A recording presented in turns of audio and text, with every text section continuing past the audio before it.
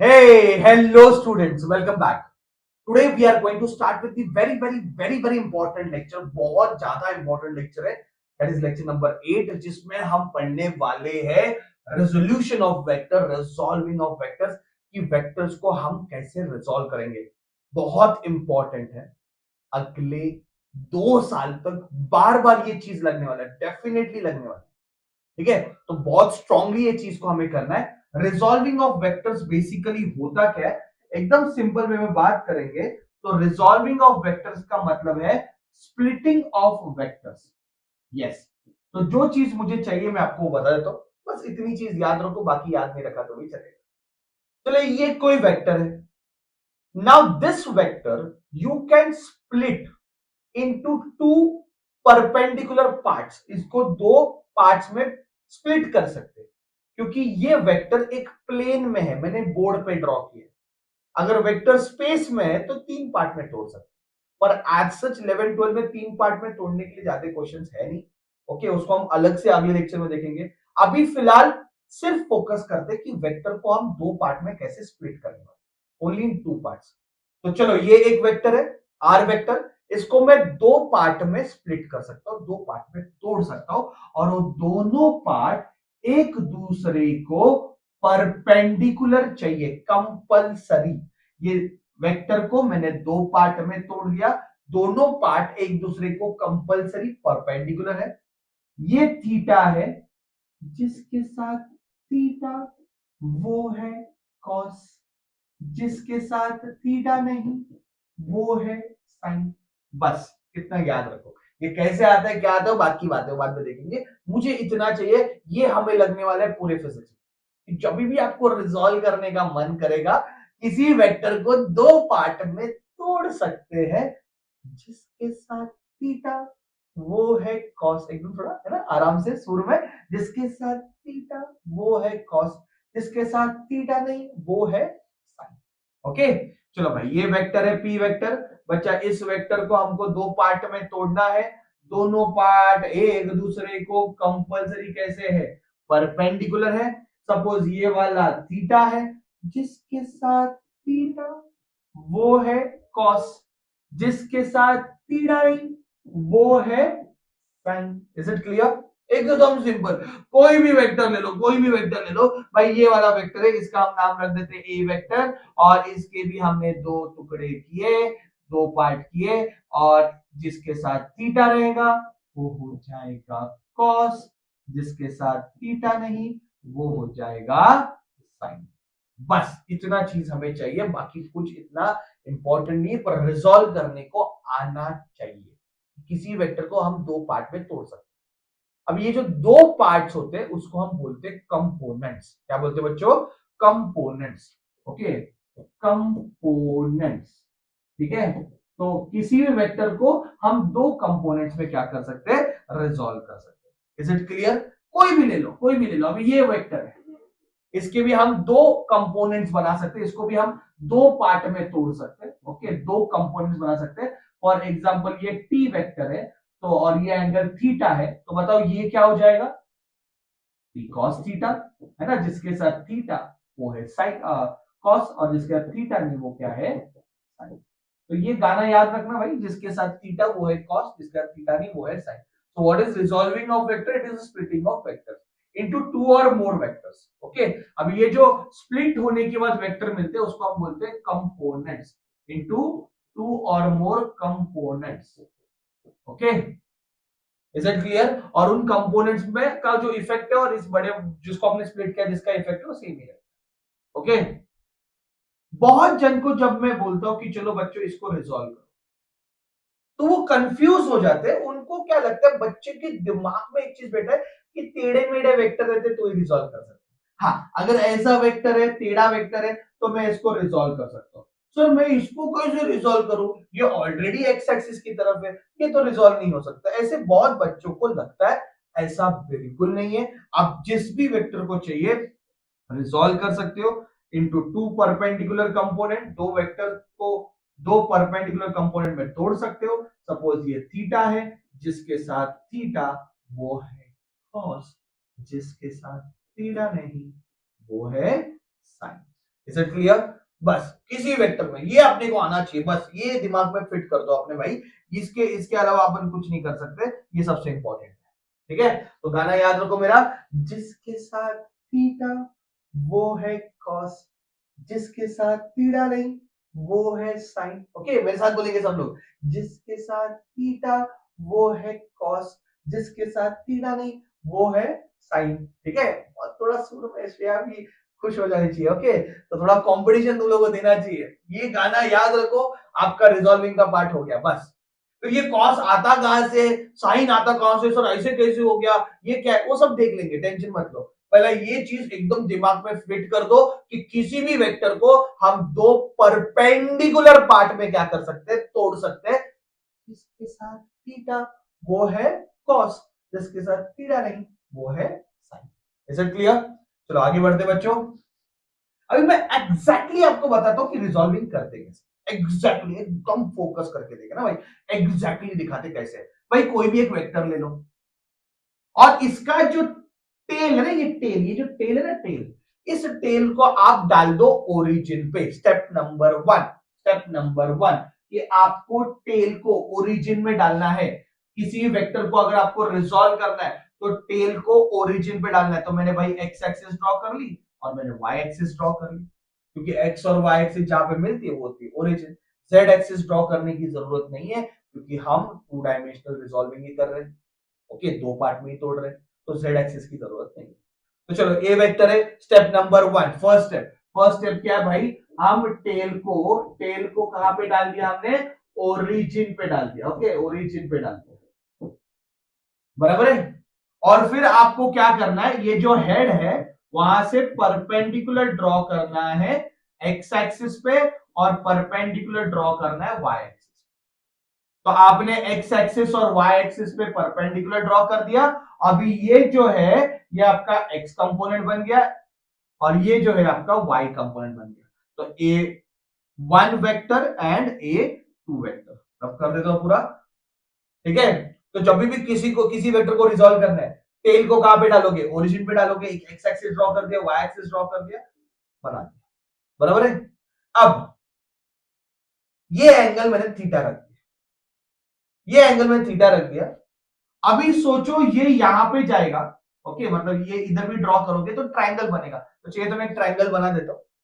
तो A1 vector, इसको यहां पे शिफ्ट कर दिया, वेक्टर को किधर भी शिफ्ट कर सकते हैं। तो ये ए1 वेक्टर है, ये ए2 वेक्टर है और ये ए वेक्टर है, बराबर, ये ट्रायंगल बन गया। तो यहां पे आप देख सकते हो ट्रायंगल बनते हो, ये ए1 वेक्टर है, ये ए2 वेक्टर है और ये ए वेक्टर है। ठीक है, ये ऐसे ट्रायंगल बनते हैं। तो यहां पे देखोगे तो ट्रायंगल लॉ लगा सकते हो, यहां पे देखोगे तो पैरेललोग्राम लॉ लगा सकते हो, उस वाले से। अभी अगर मैंने इस ट्रायंगल में साइन थीटा लगाया तो फॉर्मूला क्या है, अपोजिट अपॉन हाइपोटेन्यूज। तो थीटा का अपोजिट क्या है, ए टू, हाइपोटेन्यूज क्या है, ए। तो मुझे ए टू की वैल्यू क्या मिलेगी, ए साइन थीटा। तो भाई मुझे ए टू मिल गया, ए साइन थीटा। और अगर मैं इसी ट्रायंगल में cos थीटा लगाता हूं, cos थीटा क्या है, adjacent upon hypotenuse, that is A one upon A.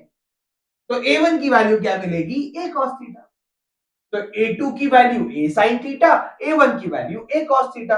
तो a2 की value a sin theta, a1 की वैल्यू a cos थीटा। तो ये बन गया रिजॉल्विंग की कंपोनेंट्स।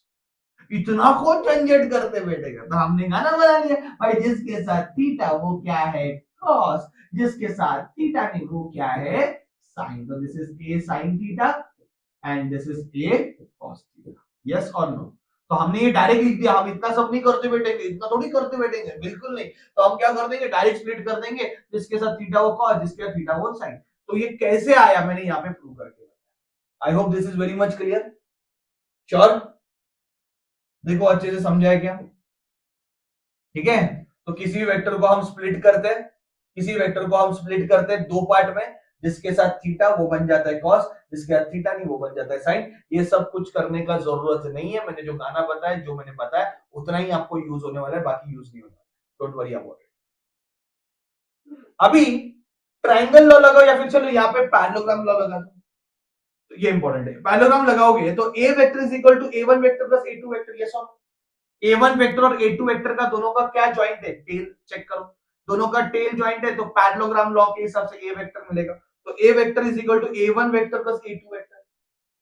इसको क्या लिख सकते हैं? इसको लिख सकते हैं कि A vector is equal to A1 I cap plus A2 J cap, ऐसे भी लिख सकते हैं इसको हम लिख सकते हैं A1 I cap plus A2 J cap. तो ऐसे इक्वेशन बनेगा, ऐसे भी लिख सकते हैं क्योंकि A1 जो है वो x एक्सिस पे, और x एक्सिस पे यूनिट वेक्टर क्या होता है आई कैप, सेकेंड लेक्चर में बताया था। और A2 जो है वो y एक्सिस पे, और y एक्सिस पे यूनिट वेक्टर क्या है j कैप। तो इसको ऐसे भी लिख सकते हैं। Is it clear? श्योर? अभी अगर मुझे a का मैग्नीट्यूड चाहिए, सोचो अगर आपको A1 पता है, A2 पता है, a चाहिए, तो सीधा पाइथागोरस थ्योरम लगा। तो पाइथागोरस थ्योरम से a इज इक्वल टू क्या मिलेगा? a root of ax square plus ay square, या फिर a1 स्क्वायर और a2 स्क्वायर, जो चाहिए लिख सकते। और अगर ये थीटा फाइंड करना पड़ेगा, थीटा या फिर अल्फा जो भी बोलो, थीटा फाइंड करना है जो कि डायरेक्शन ऑफ a है, तो फॉर्मूला है ay अपॉन ax, मतलब अपोजिट अपॉन एडजेसेंट, ठीक है, that is a2 upon a1। Okay, tan inverse of a2 upon a1, ठीक है। तो ये बेसिकली हम यूज कर सकते हैं वेक्टर्स को समझने के लिए। देखो ये तरीका है वेक्टर्स को लिखने का। Okay, this is the representation of the vector. किसी वेक्टर को इस तरह से लिखा जाता है। अभी इसी के ऊपर हम बात करने वाले हैं, बहुत इंपॉर्टेंट है, दिमाग में ये पार्ट हो गया। रिजॉल्व करने को आपको अभी आ गया कि भाई जिसके साथ थीटा वो है कॉस, जिसका थीटा नहीं वो है साइन। अभी इस चीज को समझ लेते कि भाई ये क्या लिखा, ये रिप्रेजेंटेशन है किसी भी वेक्टर का। किसी वेक्टर को अगर मुझे रिप्रेजेंट करना है, कैसे करेंगे? ये तरीका है रिप्रेजेंट करने, ठीक है। उसकी वैल्यू फाइंड करनी, तो फॉर्मूला क्या है? Root of square of the coefficient. देखो ना, कोएफिशिएंट a1 का स्क्वायर a2 का स्क्वायर। और अगर डायरेक्शन फाइंड करना है तो फॉर्मूला है ay upon a1, that is y component upon x component. एकदम सिंपल वे में याद रखो फॉर्मूला अल्फा, ये जो थीटा है या फिर ये जो अल्फा है, इसको हम लिखेंगे tan inverse of y component upon x component. तो y कंपोनेंट क्या है? What is the y component? यहाँ पे y कंपोनेंट क्या है? y कंपोनेंट है इसका a2 और x कंपोनेंट क्या है? a1। तो it is simply a2 upon a1, ठीक है। तो ये याद रखो। अभी हम थोड़ा सा समझ लेते हैं ये सब चीजें है क्या। चलो अभी आपके सामने ये एक इक्वेशन दिया है, ओके, थोड़ा समझ लेते हैं। आपके सामने ये इक्वेशन दिया है। अभी इस इक्वेशन को देख के आप इस ए वेक्टर की पूरी कुंडली निकाल सकते हो, सब कुछ निकाल सकते हो। You will do everything. सबसे पहले हम बात करेंगे पोजीशन की, कि भाई ये वेक्टर है किधर। ओके, ये ए वेक्टर है किधर। तो ए वेक्टर किधर है, तो हम क्या कर देते हैं, थोड़ा सा डायग्राम ड्रॉ कर लेते हैं। ये हमने बना दी एक्स एक्सिस, ये हमने बना दी वाई एक्सिस। ओके, तो अगर मैं इसकी पोजीशन देखता हूं, ठीक है, तो एक्स एक्सिस पे 4 है, एक्स कंपोनेंट इसका 4 है, और y कंपोनेंट इसका 3 है। ओके, x कंपोनेंट इसका 4 है, y कंपोनेंट इसका 3 है। तो ये जो वेक्टर है, ये वेक्टर कहीं यहां पे है, ऐसे, ठीक है। तो जिसका x कंपोनेंट जो है, जिसका x कंपोनेंट जो है, ओके, वो 3 है, और y कंपोनेंट जो है वो 4 है, ठीक है। तो ये हो गया आपका a वेक्टर, ये हो गया आपका a वेक्टर।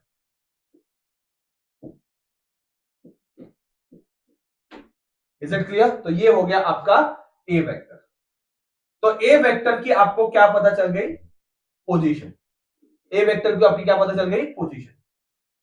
नाउ अभी इसकी वैल्यू चाहिए।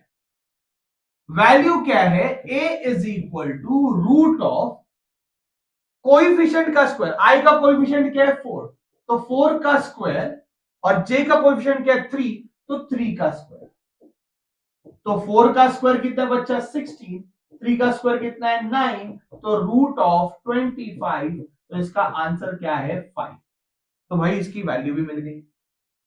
अभी अगर इसका मुझे डायरेक्शन चाहिए, लेट अस से डायरेक्शन इज अल्फा, तो बहुत सिंपल है, इसका डायरेक्शन क्या है, tan inverse of y component कितना है 3 और x कंपोनेंट कितना है 4, तो 3/4 बात खत्म हो गई। तो इसका आंसर कितना आएगा, लास्ट लेक्चर में मैंने इसका ट्राइंगल बताया था 3 4 5 इसमें, तो ये हो जाता है 37 डिग्री। कितना हो जाता है 37।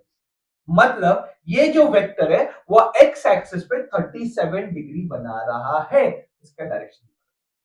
तो आई होप आपको समझ में आ गया रहेगा कि इसका क्या यूज है। एक वेक्टर को जब आईजे और के भी है आगे, आईजे के फॉर्म में लिखते हैं, ऐसे इक्वेशन में लिखते हैं, ऐसे रिप्रेजेंट करते हैं, तो अपने को उसकी पोजीशन पता चल जाएगी कि भाई वो वेक्टर है किधर। अपने को उसकी वैल्यू पता चल जाएगी कि उसकी वैल्यू कितनी है, उसका मैग्नीट्यूड कितना है, प्लस अपने को उसका डायरेक्शन भी पता चल जाएगा। मतलब ये कितना इंपॉर्टेंट है कि किसी भी वेक्टर को आप जान सकते हो कि भाई एग्जैक्टली वो है किधर, उसकी पोजीशन कितनी है, उसकी डायरेक्शन कितनी है, सब कुछ। एक और कर लेते हैं, late us say p vector is equal to, I will write minus, let us say it is -8 i cap and -6 j cap. अब मुझे बताओ, ये आपको दिया हुआ ऐसे वेक्टर को रिप्रेजेंट किया है, इसको देख के इस p वेक्टर की हम पूरी कुंडली निकाल सकते हैं कि भाई ये p वेक्टर है किधर। पहला तो -8 है एक्स एक्सिस, मतलब -8 कहीं यहां पे हो गया, -6 यहां पे ले लो, तो मुझे पता चल गया कि भाई वेक्टर कहीं थर्ड क्वाड्रेंट में। कौन से क्वाड्रेंट में, थर्ड। तो एक तो पोजीशन इस p वेक्टर की पता चल गई कि ये थर्ड क्वाड्रेंट में। फिर इसकी वैल्यू कितनी है, तो वैल्यू कितनी है, तो रूट ऑफ कोएफिशिएंट का स्क्वायर, दैट इज -8 का स्क्वायर प्लस -6 का square, that is root of 64 plus 36, that is root of 100। तो इसकी वैल्यू कितनी है 10, इसका मैग्नीट्यूड कितना है 10।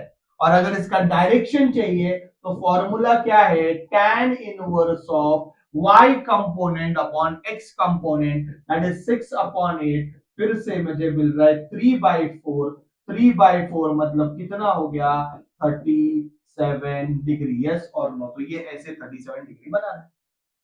Is it clear. तो एक वेक्टर को देख के, इसकी इक्वेशन को देख के हम उसकी पूरी जानकारी निकाल सकते हैं, उसकी पोजीशन निकाल सकते हैं, उसका मैग्नीट्यूड फाइंड कर सकते हैं, उसका डायरेक्शन। तो ये सम सॉल्व करने के लिए यूज होगा कि मैग्नीट्यूड कैसे फाइंड करते हैं, डायरेक्शन कैसे फाइंड करते हैं। इंपॉर्टेंट है, याद रखना। अपन नेक्स्ट एक दो लेक्चर के बाद सम्स करने, बहुत सारे सम्स करने वाले, तो तभी ये प्रैक्टिस होने वाला है, इसलिए इंपॉर्टेंट है। पर मेन इस चैप्टर में एक ही चीज था, मैं लास्ट टाइम वापस बता रहा हूं कि भाई किसी भी वेक्टर को हम दो पार्ट में क्या कर सकते हैं, तोड़ सकते हैं। अगर ये थीटा है, जिसके साथ थीटा, वो है कॉस, जिसके साथ थीटा नहीं, वो है sine. Okay, so I hope you got it. बस ये मुझे चाहिए, बाकी सारी चीजें तो सम सॉल्व करने के लिए तो प्रैक्टिस करके आएगी, और ये आपको लगने वाले पूरे 11th एंड 12th में। ठीक है बच्चों, रिवाइज करो, आराम से पढ़ो, समझो, टाइम लगेगा। जैसे आप अप्लाई करना चालू करोगे आपके लिए चीजें इजी होगी, तब तक अभी से आप सीख रहे हो। ठीक है बच्चों, थैंक यू वेरी मच।